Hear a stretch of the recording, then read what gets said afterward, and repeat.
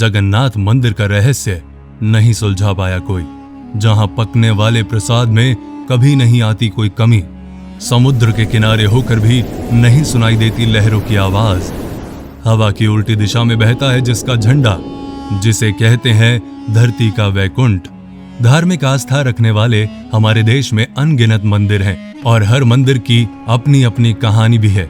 इस देश में ऐसे ऐसे मंदिर हैं जो हजारों साल पुराने हैं और अपने अंदर अनेक राज छुपाए हुए हैं जिन्हें आज तक कोई भी नहीं समझ पाया है। भारत के हर मंदिर पर दुनिया के बड़े से बड़े वैज्ञानिकों ने रिसर्च किया, लेकिन इन मंदिरों के रहस्य के आगे उन वैज्ञानिकों को झुकना पड़ा। आज मैं आपको ऐसे ही एक रहस्यमय मंदिर के बारे में बताऊंगा जिसके बारे में सुनकर आप हैरान हो जाएंगे। जगन्नाथपुरी मंदिर। उड़ीसा का जगन्नाथपुरी मंदिर भगवान श्री कृष्ण का मंदिर है। अगर आपको ना पता हो तो मैं आपको बता दूं कि चारों धाम में से एक धाम है ये मंदिर। ये पवित्र मंदिर पूरी दुनिया में मशहूर है और हर साल इस मंदिर के दर्शन के लिए दुनिया के कोने कोने से लोगों की भीड़ लग जाती है। उड़ीसा में समुद्र के किनारे स्थापित यह मंदिर बहुत ही शांत कहा जाता है। मंदिर के बाहर जो सागर की लहरों का शोर बहुत जोर जोर से सुनाई देता है ना, वो इस मंदिर में आने के बाद किसी भी तरह की सागर की लहरें या कोई आवाज नहीं सुनाई देती, जो कि बहुत ही आश्चर्यजनक बात है। मंदिर के प्रसाद में नहीं आती कोई कमी। मंदिर के अंदर पकाया जाने वाला प्रसाद कभी भी कम नहीं होता।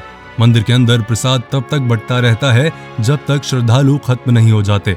यहाँ डेली हजारों और लाखों की संख्या में श्रद्धालु आते हैं जिनके लिए डेली लंगर लगाया जाता है। इस लंगर में भी कभी कोई कमी नहीं आती, जिसका कारण है इस मंदिर की रसोई में छिपा रहस्य।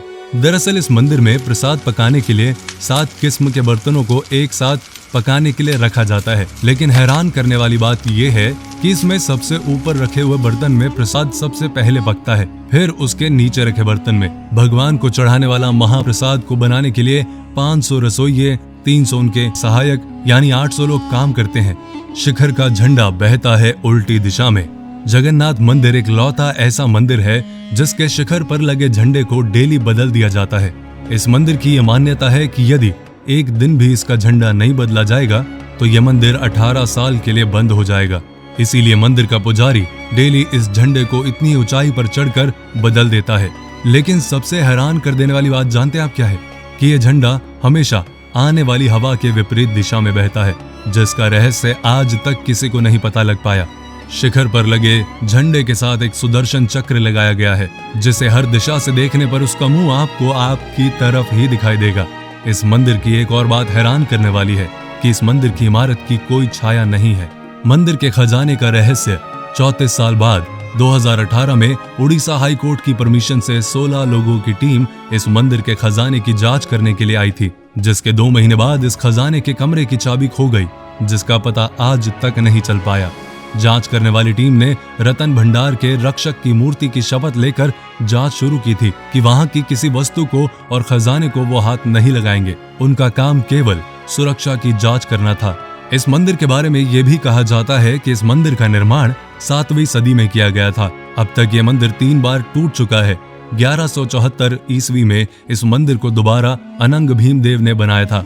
कहा जाता है कि राजा इंद्रदेवमान को सपने में भगवान विष्णु ने दर्शन दिए और कहा कि नीलांचल पर्वत की एक गुफा में मेरी एक मूर्ति है जिसे नील माधव कहते हैं।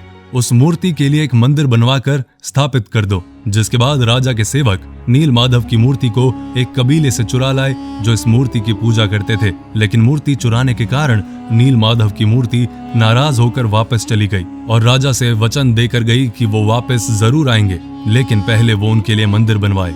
राजा ने मंदिर बनाया और भगवान विष्णु से आने की विनती की। भगवान विष्णु ने कहा कि पहले समुद्र में द्वारिका से तैरकर आ रहे पेड़ का बड़ा टुकड़ा उठा कर लाओ और उससे मेरी मूर्ति बनाओ। राजा के काफी कोशिश करने के बाद भी वो टुकड़ा ना उठा पाए, जिसके बाद राजा ने उसी कबीले के मुखिया से मदद मांगी और पेड़ का टुकड़ा उठा लाए, लेकिन कोई भी उससे भगवान की मूर्ति ना बना सका। जिसके बाद विश्वकर्मा भगवान एक वृद्ध व्यक्ति का रूप धारण कर आए और मूर्ति बनाने के लिए राजी हो गए, लेकिन उन्होंने एक शर्त रखी कि जब तक मैं मूर्ति ना बना लूं कोई भीतर ना आए। लेकिन रानी को उनका काम देखने की उत्सुकता हुई और रानी के कहने पर राजा ने कमरा खोल दिया। जैसे ही कमरा खुला तो वृद्ध व्यक्ति वहां से गायब हो गया और कमरे में 3 अधूरी मूर्तियां पड़ी थी, जिसे राजा ने भगवान की इच्छा मानकर ऐसे ही मंदिर में स्थापित कर दिया। और आज तक उनकी अधूरी मूर्तियों की ही पूजा होती है। पुराणों के अनुसार इस मंदिर को धरती का वैकुंठ कहा जाता है। तो अगर आप भी इस मंदिर में गए हैं तो अपने एक्सपीरियंस कमेंट में जरूर शेयर करें, और अगर आप नहीं गए तो जैसे ही मौका लगे वैसे ही इस मंदिर के दर्शन करके आइए। वीडियो को लाइक कीजिए, वीडियो को शेयर कीजिए और